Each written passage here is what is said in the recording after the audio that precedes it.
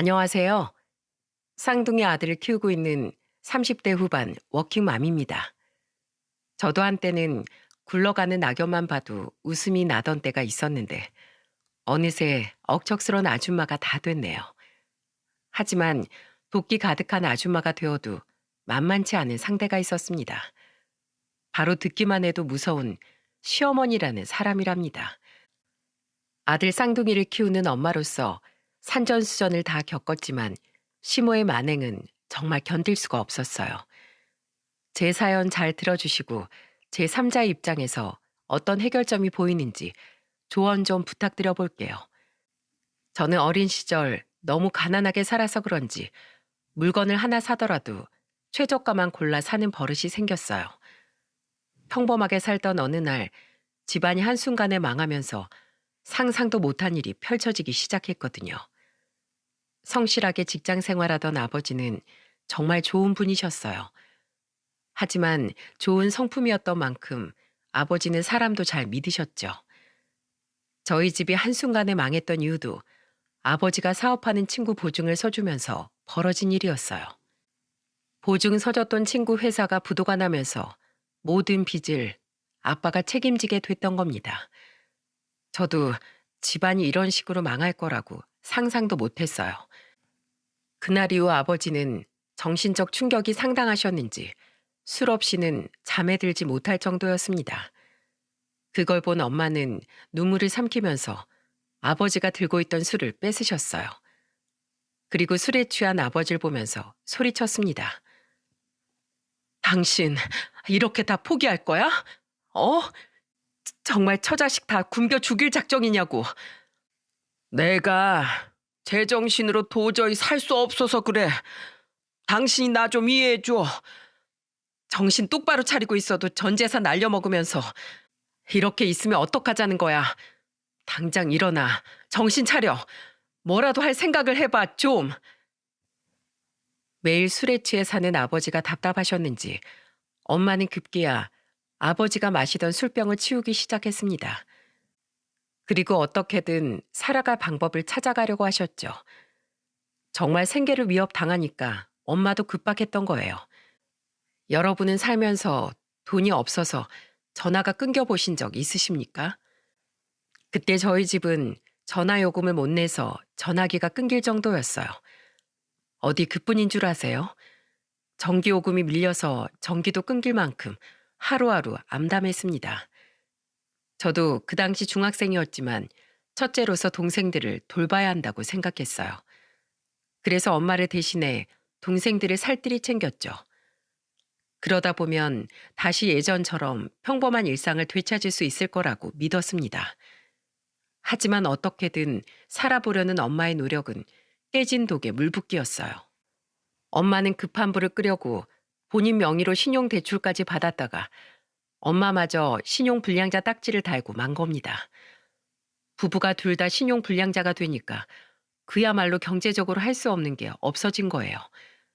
일을 아무리 해도 눈덩이처럼 불어나는 이자와 빚을 감당하기엔 저희 부모님도 감당이 안 됐던 겁니다. 그때부터 저희 삼남매는 늘 피곤한 표정의 부모님을 보고 자랐던 것 같아요. 한 번은 둘째 남동생이 고등학교 입학할 당시에 엄마는 사방으로 전화를 돌리기 바쁘셨어요. 그때 엄마는 한껏 미안한 목소리로 전화에 대고 난감한 부탁을 하셨습니다.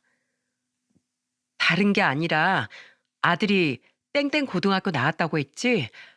교복 좀 물려받을 수 있을까? 우리 아들도 이번에 거기 입학하거든. 내가 교복값 다는 못 줘도 성의 표시나 할게. 아들 입던 교복 좀 부탁할게. 엄마는 식은땀을 흘리며 전화기를 두 손으로 붙잡고 통화를 하고 계셨어요. 그 모습이 아직도 잊혀지지 않을 만큼 저는 마음이 너무 아팠습니다. 어쩌다 우리 집이 이 지경까지 됐나 너무 답답했어요. 그렇게 어렵게 교복을 물려입고 고등학교에 입학했던 둘째는 축구하는 걸 굉장히 좋아했습니다. 매일 친구들과 축구해서 운동화 밑창이 나만 할 틈이 없었죠. 그러다가 학교를 마치고 집에 온 남동생을 보고 깜짝 놀랐던 적이 있었어요. 손과 발등에 피가 한가득 묻어 있는 겁니다. 그래서 전 남동생을 보고 소리치면서 물었어요. 너 손이랑 발등이 왜 그래? 무슨 일이야? 너 혹시 싸웠어? 아니야. 축구하다가 신발 밑창이 뜯어졌는데 그것도 모르고 축구공 차다가 돌에 발바닥에 찍혀서 그런 거야. 괜찮아. 괜찮긴 뭐가 괜찮아. 발등에 손까지 죄다 피투성인데 누나가 약국 가서 약 사올게. 작은 일에도 기가 죽어 있는 남동생들이 안타까웠어요. 하고 싶은 일보다 돈이 얼마나 드는지부터 계산하는 남동생들이 그저 아픈 손가락이었죠. 물려받은 교복이 싫다고 할 법도 한데 집안 사정 뻔히 아는 동생들은 그마저도 싫다고 때릴 쓰거나 화를 낸 적도 없었답니다. 부모님이 빚을 갚아 나가는 동안 각자 알아서 현실과 타협을 하면서 살았어요. 저 같은 경우에도 겨우 들어간 대학교를 졸업하기 위해 학자금 대출을 받아야만 했습니다. 정말 빚이라면 지긋지긋했지만 제가 할 수 있는 선택은 학자금 대출뿐이었어요. 어떻게든 대학교를 졸업해서 빨리 취업하겠다는 일념뿐이었으니까요. 그래서 남들 신입생이라고 놀러 다닐 때 저는 손에서 책을 놓았던 적이 없었어요. 심지어 어렸을 때 너무나 힘든 생활을 했기 때문에 근검 절약하는 게 몸에 배어 있었죠. 일부러 아르바이트를 저녁 시간대에 구해서 식비를 줄이기도 했어요. 왜냐하면 그 시간에 아르바이트를 하면 가게 사장님이 저녁을 제공해 주셨거든요. 얼마큼 악착같이 생활했는지 느껴지시나요? 이렇게 이를 악물고 공부한 결과 저는 우리나라의 한 통신회사에 입사할 수 있었어요. 큰 회사에 입사한다고 하니까 엄마는 울면서 제 손을 잡으시더니 미안한 목소리로 말하셨습니다. 우리 소연이 엄마가 해준 것도 없는데 언제 이렇게 잘 커준 거야? 엄마가 왜 해준 게 없어? 나 이렇게 큰 거 다 엄마 보고 배운 거라니까? 앞으로 내가 많이 효도하면서 살게. 아니야. 우리 똑똑한 소연이 앞가림 잘하면서 살아. 해준 게 없어서 미안해. 집안에 딸 하나인데 예쁜 옷 한 번도 못 사줘서 엄마가 너무 마음이 아팠어. 엄마는 내심 딸한테 좋은 옷 한 벌 편하게 사주지 못한 게 마음에 걸리셨던 겁니다. 하지만 저는 입사 후 매달 꼬박꼬박 나오는 월급에 너무나 행복했어요. 더 이상 다른 곳에 아쉬운 소리 하면서 돈을 빌리지 않아도 된다는 생각에 너무도 기뻤습니다. 그리고 저는 월급의 30%를 부모님 남은 빚 갚는 데 보탰습니다. 저는 정말로 부모님이 하루빨리 빚으로부터 자유로워지기를 바랬습니다. 그리고 제가 조금씩 도움을 드리니까 빚이 조금씩 줄어드는 게 보이더라고요. 동생들도 그런 부모님께 십시일반 도와드리면서 가족들이 비로소 똘똘 뭉쳐 어려움을 극복해 나갔죠. 그래서 저는 가난하게 컸지만 가족들의 사랑과 근검 절약을 눈으로 보고 배우면서 잘할 수 있었답니다. 그리고 통신회사에 다니면서 이런 저를 좋게 봐준 사람이 있었어요. 바로 희영이라는 제 친구였습니다. 직장 동료이자 사회에서 처음 사귄 친구였던 희영이는 월급날마다 감탄하는 소리를 했어요. 아무리 부모님이어도 월급에서 그만큼이나 드리면 넌 무슨 돈으로 생활해? 적금은 있어? 당연하지. 내가 좀 아끼면 되는데 그게 뭐 큰 돈이라고. 너 진짜 대단하다. 난 가끔 네가 내 친구가 아니라 언니 같아. 정말 대단해. 희영이란 친구는 저만 보면 대단하다면서 감탄을 하더라고요. 같은 회사에서 유일하게 마음을 터놓고 지내는 친구라 저도 의지를 많이 했었죠. 그러던 어느 날 희영이는 저한테 진지한 목소리로 말하더군요. 소연아, 나 믿고 너 소개팅 한 번만 해볼래? 뭐? 소개팅? 나 별로 관심 없어. 진짜 좋은 사람이라 그래. 뭐 하는 사람이길래. 사실 우리 오빠인데 진짜 내 오빠지만 진짜 사람 좋고 얼마나 착한 사람인데 너 정도면 난 우리 오빠 소개시켜 줄 만큼 정말 좋은 사람이야. 어때? 요새 자꾸 여자 소개시켜 달라고 난린데 너밖에 떠오르는 사람이 없어. 네 친오빠? 아우 됐어. 다른 사람 찾아봐. 아, 왜? 진짜 좋은 사람이라니까. 내가 오빠한테 너에 대해 살짝 말해보니까 오빠도 좋다던데? 일단 나가서 밥이나 한번 먹어봐. 저는 친한 동료의 친오빠를 소개받는 게 부담스러워서 거절하려고 했지만 계속되는 성화에 만나보게 됐어요. 그 후 저는 생각보다 더 매너 있고 자상한 모습에 빠지게 된 거예요. 그래서 첫 소개팅을 인연으로 이어나가다가 결혼까지 하게 된 겁니다. 그때 가장 기뻐한 사람은 희영이었어요. 그러면서 희영이는 신이 난 목소리로 제 결혼식 날 저에게 이런 말을 했답니다. 소연아, 우리 오빠가 화나게 만들며 나한테 말해. 내가 아주 홍군형을 내줄 테니까. 그러자 옆에 있던 남편이 그런 희영이를 보면서 한마디를 했어요. 야, 너나 우리 소연이 힘들게 하지 마. 어이구, 벌써부터 애처가 납셨네. 둘이 자주 티격태격하긴 했지만 우애 좋은 남매 사이였어요. 그때만 해도 시모도 배려 있고 좋은 성품을 가지고 있는 것처럼 보였습니다. 신부 대기실에서 티격태격하는 두 사람을 보면서 시모는 다그치며 말하셨어요. 아이고, 둘 다 그냥 나와. 아, 정신사납게 왜 신부 대기실에서 이러고 있어? 우리 며느리가 속으로 웃겠다, 웃겠어. 시모의 말에 그 자리에 있던 모두가 웃었네요. 시부는 워낙 말이 없고 조용한 분이라 시모가 하자는 대로 그저 따르는 분이셨어요. 그때까지만 해도 평범한 집안이라고 생각했죠. 그렇게 저는 축복 속에 행복한 결혼식을 올렸네요. 그리고 저는 무탈하고 평범하게 잘 살 거라고 믿었습니다.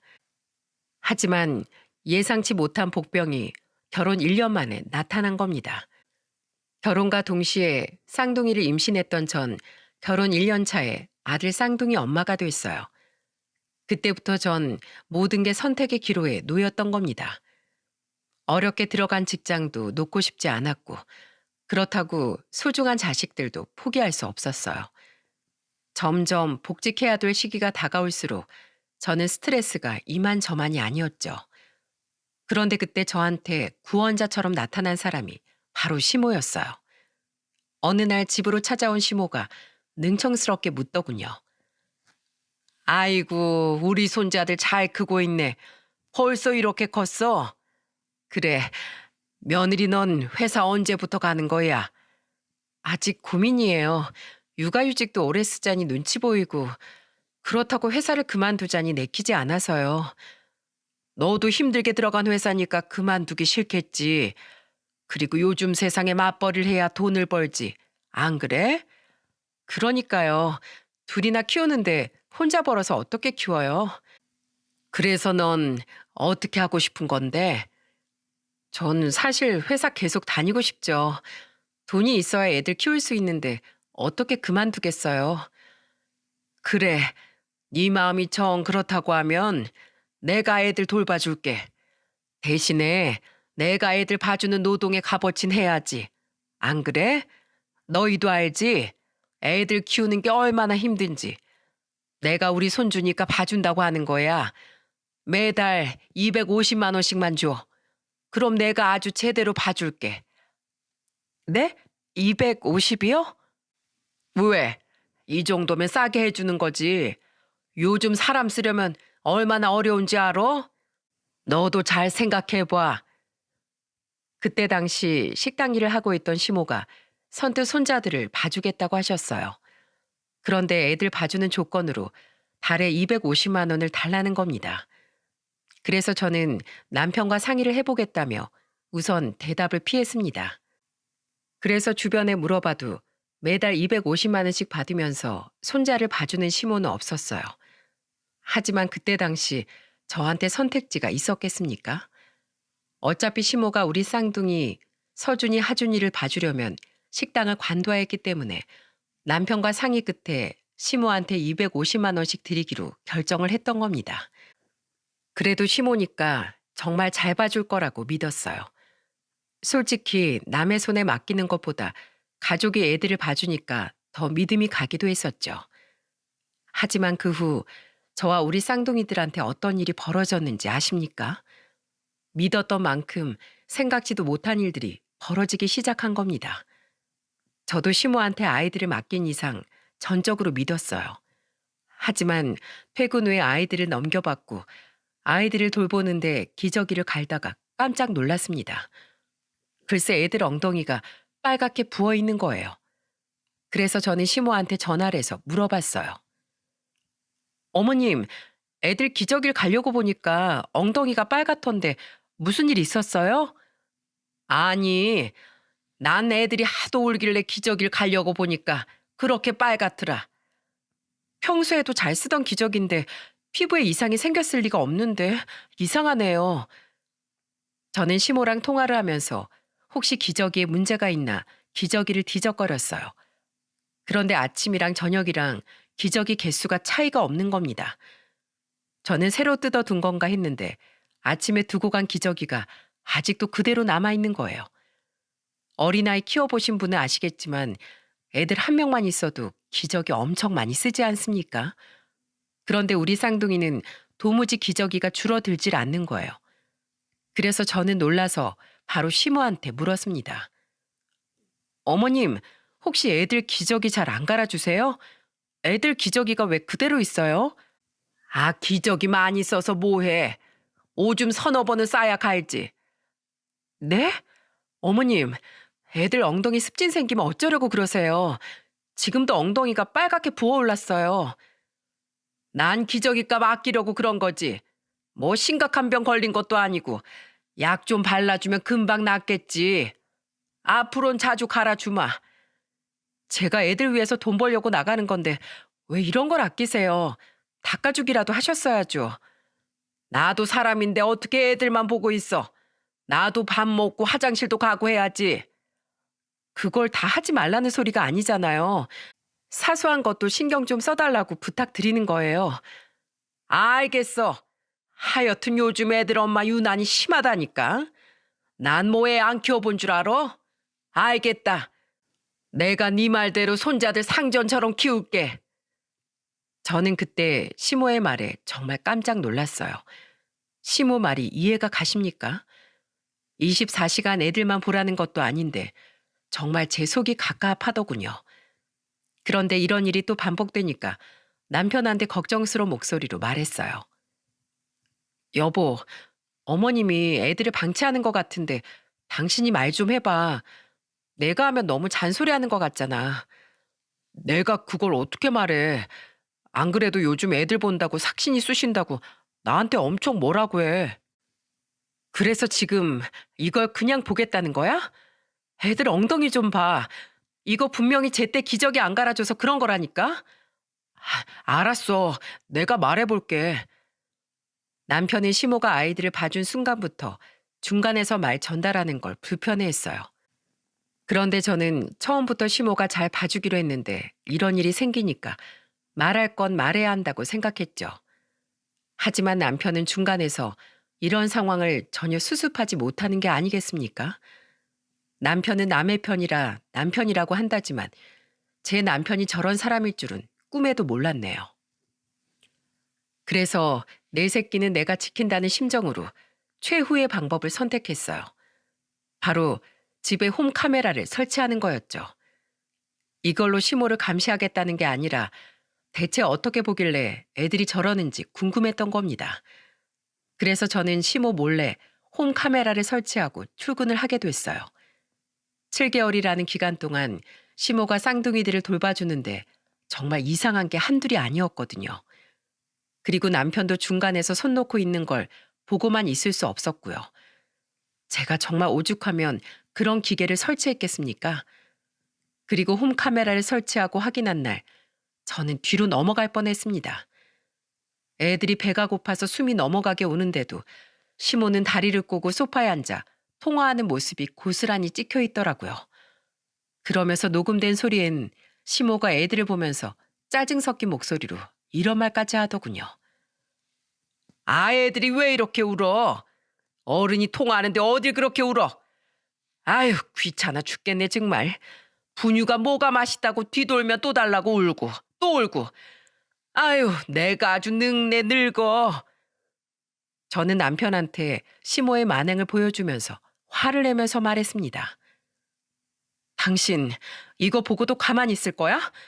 어머님이 애들 잘 봐주시기로 하셨던 거 잊었어? 우리 엄마가 이런 분이 아닌데 왜 이러시지? 내가 신신당부할게. 미안해.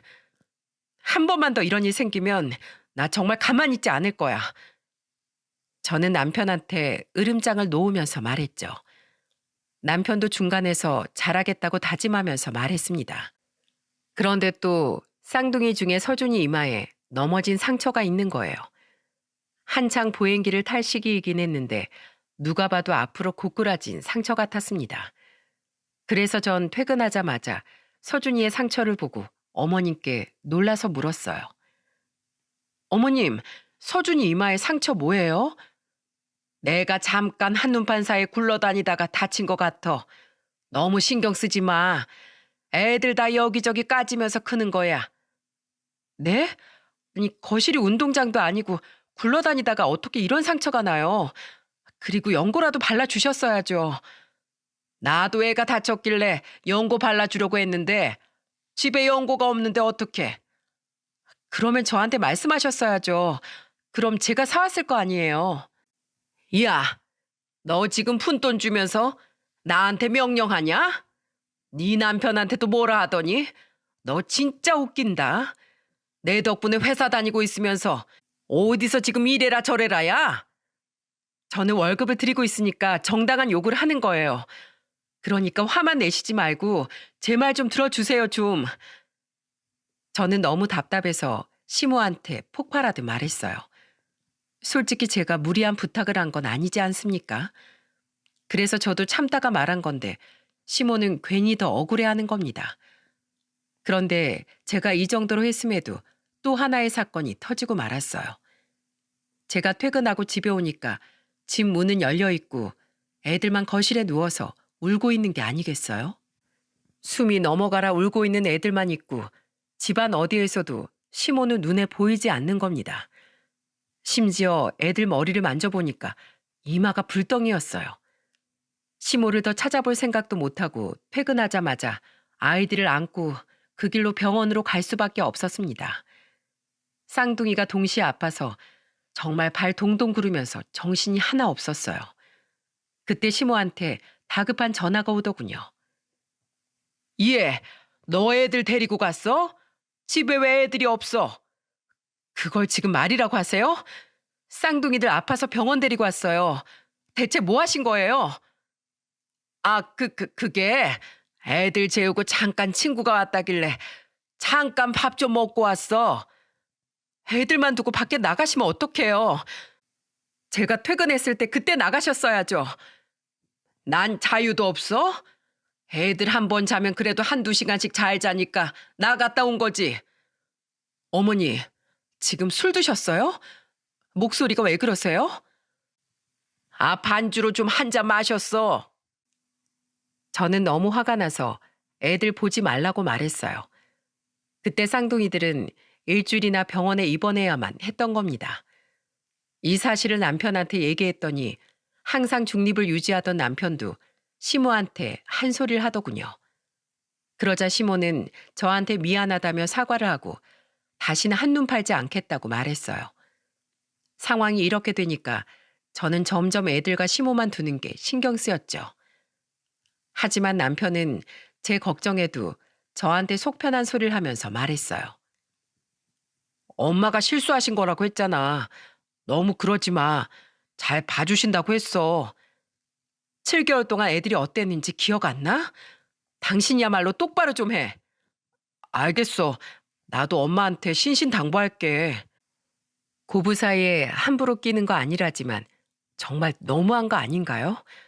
강 건너 불구경하는 것도 아니고 정말 남편한테 크게 실망했어요. 그런데 지금까지 사고는 장난에 불과한 수준이었습니다. 저는 애들이 응급실에 있다는 연락을 받고 병원으로 달려갔어요. 가보니까 우리 애들이 온몸에 상처가 나 있었고 이마 쪽은 또 찢어져 있던 겁니다. 그때 뒤늦게 뛰어온 시모를 보고 소리쳤어요. 어머님, 대체 애들만 두고 어딜 가신 거예요? 왜 우리 애들이 복도에서 울고 있는 건데요? 옆집 사람들이 신고 안 했으면 애들 큰일 날 뻔했잖아요. 아니, 이게 무슨 일이야? 세상에, 애들 이마 다친 것 좀 봐. 한창 기고 걸으려던 시기에 아이들이 열린 문틈으로 집을 나왔던 겁니다. 그리고 계단이 있는지도 모르고 기어가던 애들이 그래서 꼬꾸라져서 굴렀던 거예요. 옆집 사람들은 애들 우는 소리를 듣고 깜짝 놀라 119를 불렀는데 그때까지도 시모는 집에 없었죠. 그래서 이 모든 걸 응급실에서 알게 된 저는 시모를 보자마자 소리치면서 말했습니다. 애들 있을 때 문을 대체 왜 열어두세요? 애들을 보긴 하시는 거예요? 애들 잡으려는 거 아니고요? 난 그냥 답답해서 환기 좀 시키려고 했던 건데. 그럼 애들 다쳤을 때 뭐 하셨는데요? 왜 옆집 사람도 다 들릴 정도로 우는 애들 그냥 방치하셨냐고요? 나도 볼일 좀 보려고 나갔다. 왜? 어차피 너 올 시간도 됐으니까 간 거라고. 도대체 저희한테 왜 그러세요? 애들 봐주기로 했으면 애들만 보셔야죠. 애들이 얼마나 많이 다쳤는 줄 알아요? 도저히 안 되겠어요. 이제 애들 보는 거 그만하세요. 죽이 되든 밥이 되든 제가 알아서 할게요. 그동안 너무 고생하셨는데 이건 아닌 것 같네요. 너 지금 애들 다쳤다고 이러는 거냐? 한 놈도 아니고 두 놈 보다 보면 그런 실수 할 수도 있는 거지. 지금 이런 일로 날 해고하는 거야? 네. 그동안 너무 고생하신 건 아는데 그만해주세요. 그래, 알았어. 근데 받을 건 받아야지. 나 퇴직금 줘. 네? 저희 대출금 갚으면서 어렵게 사는 거 아시면서 그걸 받으셔야겠어요? 내 알바냐? 너 그 돈 안 주면 나도 다 알아볼 거야. 노동부도 찾아갈 거고 네 회사도 찾아갈 거야. 그리고 너 내 아들 인쇄소 다니는 거 알지? 거기서 전단지도 만들어서 뿌리고 다닐 거야. 시모는 퇴직금 얘기를 하면서 응급실에 악을 쓰기 시작했어요. 저는 끝까지 절대 못 준다고 했었죠. 솔직히 7개월 동안 제대로 봐준 것도 아닌데 제가 그 돈을 왜 줍니까? 그래서 절대 못 준다고 버텼는데 그 후로 잠잠하더라고요. 그래서 본인도 느끼는 게 있겠지 하고 넘겼습니다. 그런데 이건 그냥 넘어갔던 게 아니었어요. 아이들이 퇴근하고 집에 왔는데 남편이 술을 마시고 만취가 된 목소리로 저한테 고백할 게 있다는 거예요. 그래서 저는 남편을 보고 놀란 목소리로 물었죠. 당신 왜 그래? 무슨 사고 쳤어? 나 사실 엄마한테 퇴직금 500만 원 드렸어. 뭐? 여보, 돈을 그렇게 다 드리면 어떡해? 당신도 엄마 성격 알잖아. 안 드리면 둘이 계속 싸울 것 같아서 드렸어. 그것도 700만 원 달라고 한 거 내가 500만 원으로 깎은 거야. 당신 때문에 미치겠다 정말. 가장답게 좀 행동해. 중간에서 대체 뭐 하는 거야? 남편은 제가 화를 내도 고개만 숙이더라고요. 정말 남편의 우유부단한 성격 때문에 미쳐버리기 일보 직전이었습니다. 그때 제 답답한 속을 풀어준 사람이 친정 엄마셨어요. 저는 답답한 마음에 그동안 있던 일을 엄마한테 모두 털어놓았죠. 그때 엄마가 제 손을 잡아주면서 말하시더군요. 걱정 마. 이 엄마가 봐줄게. 집에서 놀 바엔 우리 손주들 보는 게 낫지. 엄마, 고마워요. 대신에 내가 용돈 꼭 챙겨드릴게요. 엄마는 그때 고정으로 하는 일이 없었고 가끔씩 아르바이트를 다녔습니다. 그래서 제가 용돈을 드린다고 했던 거예요. 시모한테도 돈을 줬는데 우리 엄마도 챙겨야 한다고 생각했죠. 하지만 엄마는 제 말에 단호한 목소리로 말하셨습니다. 됐어. 손자들 보는데 무슨 돈을 받아. 애들한테 쓸 거 살 카드나 주고 가. 그래도 애들 보는 게 보통 일이 아닌데 그냥 받아줘. 그래야 내 마음도 편해. 그 돈 받으면 내 마음이 불편해. 그러니까 그냥 가. 엄마는 끝까지 돈을 안 받겠다고 하셨어요. 심지어 남편이 250만 원을 엄마한테 입금해드리면 다음날 현금으로 가져와서 엄마가 그대로 돌려주시는 거예요. 그러면서 저한테 또 한 번 당부를 하면서 말하셨습니다. 소연아, 엄마가 돈 받으려고 한 게 아니야. 엄마도 지금 하는 일도 없어서 울적했는데 요새 우리 손주들 때문에 너무 웃어서 기분이 다 좋다. 건강을 되찾은 것 같아. 정말 엄마는 아이들을 보면서 기분이 좋다면서 최선을 다해서 봐주셨어요. 그동안 시모가 볼 때는 애들이 늘 까져 있고 피부도 거칠했거든요. 그런데 엄마가 애들을 봐준 후로부터 아이들이 훨씬 잘 웃고 건강해 보일 정도였습니다. 돈도 안 받고 한 2년이나 아이들을 그냥 봐주셨어요. 그런데 이 와중에 시모는 뭐 했는 줄 아십니까? 저 몰래 남편한테 시모가 한도 초과가 됐다면서 카드를 빌려달라고 했다는 겁니다. 그래서 남편은 아무 의심 없이 카드를 빌려줬는데 글쎄 시모가 그 카드로 무려 1,500만 원이나 긁은 거예요. 그래서 남편은 카드 고지서를 보고 시모한테 전화해서 따져 묻더군요. 엄마, 대체 카드로 뭘 산 거예요? 나 와이프한테 눈치 보이는데 왜 그러세요? 나 작년에 차 폐차한 거 잊었어? 불편해서 중고로 한 대 샀어. 뭘 그걸 가지고 그래? 그리고 누가 안 갚는데? 갚을 거야. 잠깐 쓰고 준다고. 대체 언제 줄 건데요? 다음 달에 주세요. 저희도 이거 막아야죠. 다음 달은 못 줘. 나한테 그런 돈이 어딨어. 기다려봐. 내가 6개월 안에 주마. 진짜 6개월 안에 꼭 주세요. 제발 좀 입장 난처하게 하지 마시고요. 엄마가 계속 이러면 엄마한테 이제 아무것도 못 해드려요. 남편은 그때 저한테 계속해서 미안하다는 말만 반복했어요. 진짜 저는 시모 문제로 남편이랑 제일 많이 싸웠던 것 같아요. 보통 아이 낳고 나면 아이 문제로 싸운다고 하죠. 근데 저희 부부는 시모로 인해서 얼마나 싸웠는지 모릅니다. 그때마다 제 술친구는 희영이었어요. 친구이자 가족이었던 희영이는 항상 제 편을 들어주면서 말했습니다. 우리 엄마가 좀 괴짜야. 우리 아빠라도 성격이 좀 단호해야 하는데 그냥 저렇게 맨날 엄마한테 끌려다니는 거야. 남편도 똑같아. 중간에서 조율도 못하고 여기저기 사과만 하고 다녀. 에휴, 우리 오빠도 진짜 착한데 좀 답답한 구석이 있어. 이참에 네가 확실히 잡아. 말 안 들으면 다리 몽둥이라도 쳐서 확실하게 잡아봐. 내가 너 응원해 줄게. 2년 동안 친정엄마의 도움으로 아이들은 잘 크고 있었는데 이렇게 시댁 문제로 머리가 터지는 줄 알았습니다. 정말로 시댁이랑만 엮이면 시모 때문에 답답한 게 한두 개가 아니었어요. 시간이 흐르는 동안 제가 혼자서 10년은 늙는 것 같았습니다. 심지어 돈 주겠다고 큰소리 떵떵 치던 시모가 돈을 줬을 것 같으신가요? 아니요. 10원짜리 한 장도 못 받았네요. 처음부터 시모는 아예 갚을 생각이 없었던 거예요. 그때부터 시모한테 전혀 신뢰를 갖질 못했어요. 그래서 점점 더 시댁과 멀어질 수밖에 없었죠. 계속 불나만 생기는 시댁과 어떻게 가까이 지낼 수 있었겠습니까?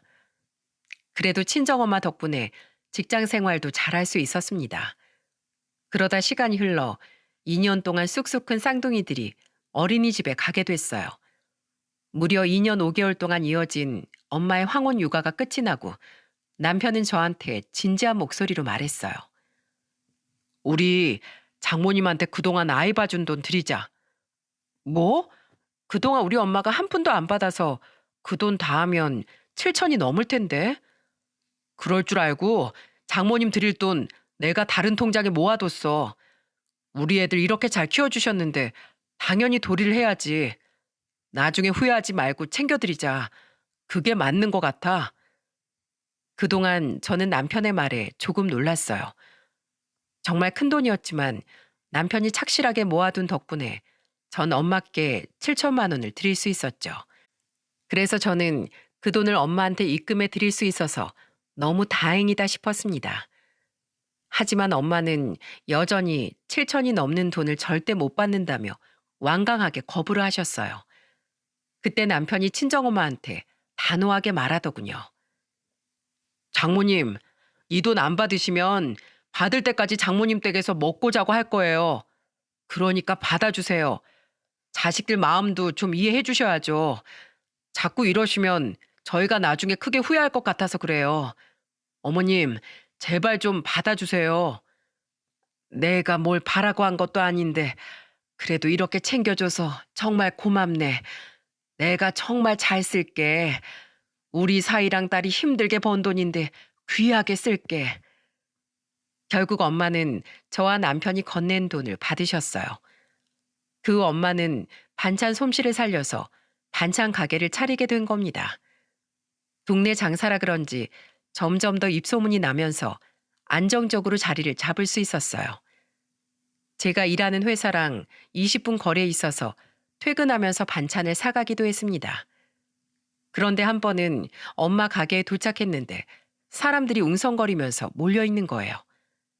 그래서 저는 사람들의 무리를 뚫고 가게 입구로 갔는데 중년 여자가 엄마한테 소리를 지르면서 난동을 부리고 있는 겁니다. 엄마는 그 여자를 보면서 답답하신지 한숨을 쉬면서 소리쳤어요. 왜 자꾸 이러시냐고요? 제가 뭘 잘못했길래 여기서 이렇게 행패를 부려요? 누굴 진짜 바보로 하나? 사실대로 말하라고. 전 누구길래 엄마한테 자꾸 사실대로 말하라고 하는 건가 했어요. 그래서 자세히 봤더니 그 중년 여자는 바로 시모였던 겁니다. 저는 시모인 걸 알고 말리려고 다가갔는데 시모가 행패를 부리고 있는 거예요. 그 모습을 보자마자 시모를 한 손으로 제압했어요. 그리고 전 화가 나서 시모를 보고 소리쳤습니다. 우리 엄마 가게에서 지금 뭐 하는 짓이에요? 우리 잘난 며느리 왔구나. 너네 전화는 안 받더니만 여긴 집 드나들듯이 오는 거야?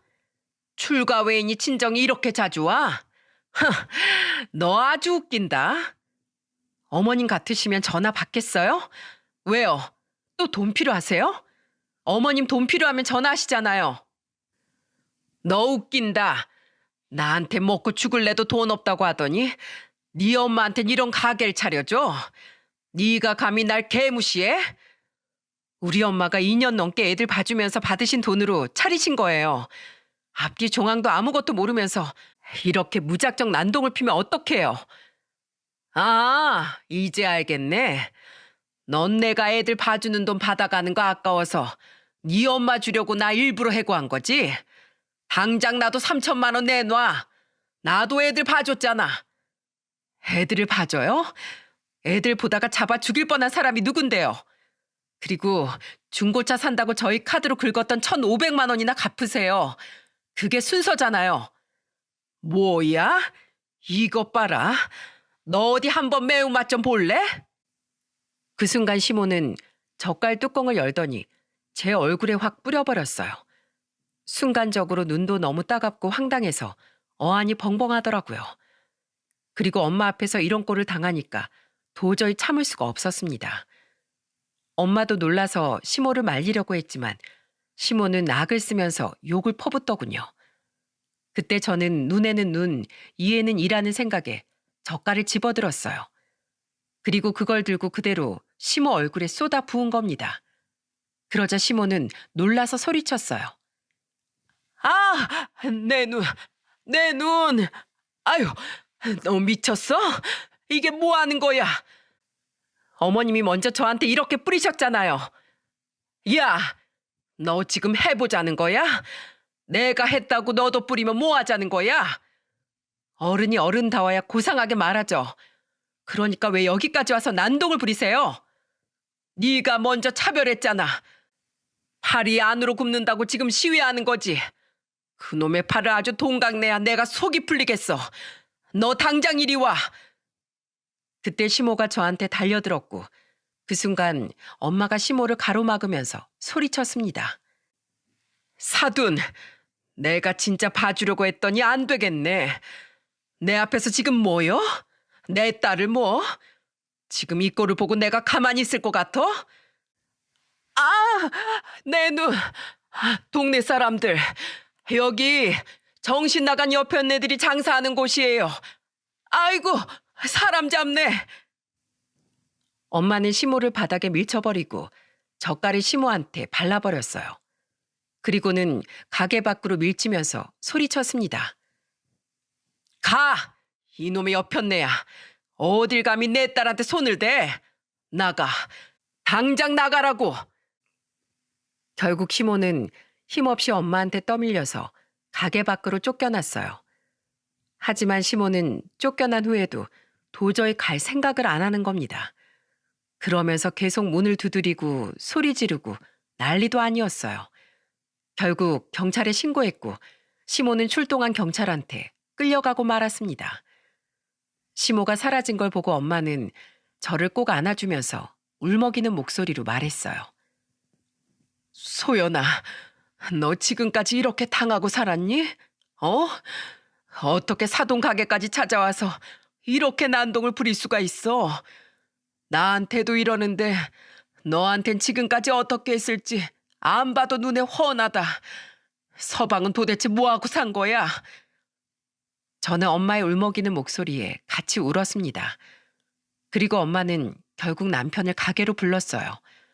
엄마의 불호령에 남편은 퇴근하자마자 달려왔죠.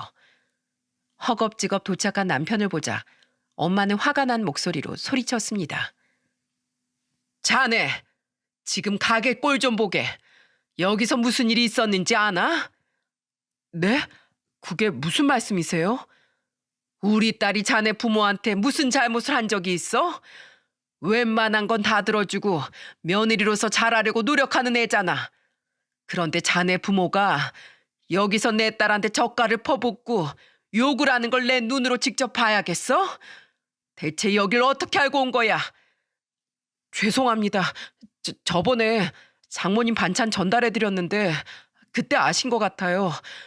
저도 정말 이렇게까지 일이 커질 줄 몰랐어요. 제가 다 책임지겠습니다. 알고 보니까 남편은 엄마 반찬 가게에서 반찬을 사서 시모한테 가져다 준 적이 있던 겁니다. 그러면서 지나가는 말로 했던 건데 이렇게 찾아올 거라고 상상도 못했던 거예요. 그런데 다 책임지겠다고 말하는 남편 눈빛이 심상치 않았어요. 그러면서 제가 엄마 가게를 정리하고 엉망이 된 몸을 씻고 있는 동안 시댁으로 갔던 겁니다. 그리고 다시 가게로 찾아온 남편은 다시 한번 무릎을 꿇고 말하더군요. 장모님, 제가 그동안 우유부단해서 벌어진 일입니다. 저를 탓하세요. 저 지금 어머님 찾아뵙고 말씀드렸어요. 여기 한 번 더 오면 아들이고 손자고 며느리고 2번 다시 못 볼 거라고 말했어요. 인연 끊을 거라고 엄포를 놨으니까 다시는 못 그러실 거예요. 그러니까 저 한 번만 더 믿어주세요. 우유부단한 남편이 시모한테 소리쳤다고 하는 말에 저는 깜짝 놀랐어요. 그래서 저는 집에 가서 얘기하자면서 남편을 데리고 집을 갔습니다. 걱정하는 엄마를 안심시키고 집으로 오면서 남편한테 자세한 이야기를 들었죠. 그동안 남편은 저한테 못다한 말을 털어놓으면서 말하더군요. 여보, 난 그동안 내가 끼어들면 당신이 더 난처할까 봐 참았던 거야. 근데 오늘 우리 엄마는 이미 선을 넘어버렸어. 앞으로 당신하고 장모님 그리고 애들 내가 지킬 거야. 한 번만 더 당신한테 욕보이면 나한테 말해. 나 진짜 가만히 안 있을 거야. 그리고 그 1,500도 내가 꼭 받아낼게. 이렇게 정신 차릴 거면 빨리 좀 정신 차리지 그랬어. 미안해 여보. 내가 앞으로 그동안 못한 것까지 다 잘할게. 남편은 정말 완전히 다른 사람이 되어 있었어요. 시모가 억울했는지 집까지 달려왔는데 문도 안 열어주고 인터폰으로 남편이 말하더군요. 1,500만 원 가져오신 거예요? 그 돈부터 갚으라고 했잖아요. 그 돈이 당장 어디서 나와? 그럼 내일부터라도 나가서 돈을 버세요. 1,500만 원이 얼마나 귀한 돈인지 한번 직접 벌어보시라고요. 그럼 이만 돌아가세요. 정말 차갑고 단호한 남편의 태도에 깜짝 놀랐어요. 그러자 시모는 전화까지 해서 애걸복걸했습니다. 하지만 남편은 끝까지 시모가 돈의 소중함을 알길 바라는 마음에 쉽게 물러서질 않았어요. 끝까지 시모는 남편한테 전화해서 하소연을 하더군요. 내가 다 잘못했다. 나 지금 통장에 16만 원 있어. 아들이 엄마한테 어떻게 그럴 수가 있어. 엄마, 그날한 행동 사과로 끝날 일이 아니에요. 진짜 사과를 하고 싶으시면 돈부터 갚고 진심을 보이세요. 안 그러면 지금 아들 며느리 다 잃을 처지예요. 제발 좀 엄마로서 어른으로서 못난 점 좀 보이지 마세요. 이게 아들로서 마지막 부탁이에요. 끊을게요. 남편의 행동에 시모도 당황했는지 더 이상 전화가 안 오더군요. 며칠 뒤 이 사건을 다 듣게 된 희영이는 저한테 사과를 하면서 전화했습니다. 소연아, 내가 미안해. 나도 정말 이렇게까지 될 줄은 몰랐어. 정말 미안해. 이미 엄마가 더 신뢰를 잃을 것도 없겠지만 내가 엄마한테 정말 제대로 말할게. 내가 너무 미안하다. 아, 엄마를 말렸어야 했는데. 아니야, 너도 몰랐잖아. 괜찮아. 앞으론 이런 일 없게 할게. 진짜 미안하다. 희영이는 그 순간에도 제 편이었어요. 하지만 시부는 또 아무 말도 없었죠. 평생을 시모한테 꼼짝도 못하고 살았기에 그 누구의 편도 들지 않았습니다. 결국 희영이까지 나서서 시모한테 뭐라고 하니까 시모도 백기를 든 거예요. 그래서 젓갈 사건 이후로 시모가 정말 많이 변해갔습니다. 한 번은 제가 출근하려고 나왔는데 아침부터 시모한테 전화가 온 거예요. 며느라, 출근하니? 아침 바람이 차갑던데 옷 잘 입고 나와. 나도 요즘 청소일을 시작해서 아침 일찍 나왔는데 네 생각이 나더라고. 아, 그러셨어요?